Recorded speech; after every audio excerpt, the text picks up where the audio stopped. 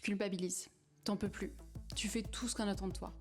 Et ça suffit jamais. Et pourtant, il y a cette flamme en toi.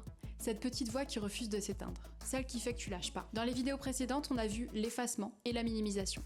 2 étapes silencieuses, presque invisibles. Maintenant, on rentre dans le B de Amber. Et celui-là, il fait du bruit. Tu culpabilises tout le temps. Parce que peu importe ce que t'essayes, t'es jamais assez. Jamais à la hauteur. Tu donnes tout et ça suffit jamais. Ça pourrait s'arrêter là. Tu pourrais juste continuer à encaisser, faire plus, comme tu l'as toujours fait. Mais il y a un truc qui t'empêche de lâcher. Cette voix dans ta tête qui dit que tu mérites plus, que tu mérites mieux. Cette flamme qui fait que t'es encore en train de regarder cette vidéo, maintenant, à cet instant. Quand le bouillonnement se déclenche, la colère monte. Ça peut être déclenché par plein de choses différentes. Tu rencontres une femme qui vit la vie que tu rêverais de mener. Et plutôt que de t'inspirer, tu te compares. Tu trouves pas ça juste. Pourquoi elle et pas toi? Ou alors, tu poses pas de limites. T'écoutes pas tes besoins parce que ceux des autres, et leurs émotions, passent avant tout. Toujours, tout le temps. Tu t'épuises, t'es drainé, t'en as marre, t'en peux plus.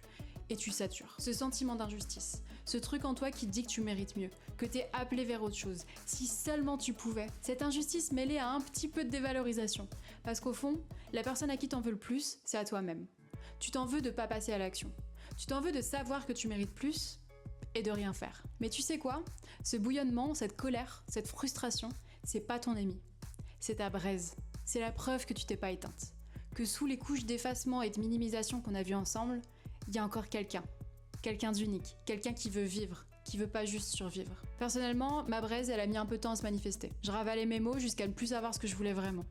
Et un jour, j'ai saturé. On parle pas de grand drame, on parle pas de rupture spectaculaire ou de tout envoyer valser, juste un trop-plein, juste un ras-le-bol.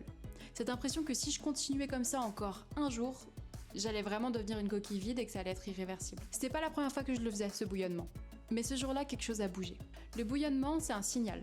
C'est ton corps et ton âme qui disent « Hé, réveille-toi là !» La question, c'est pas de savoir si t'as le droit de ressentir tout ça.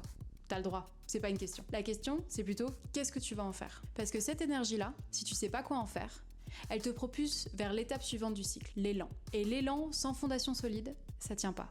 Et ça tombe bien, parce que c'est le sujet de la prochaine vidéo.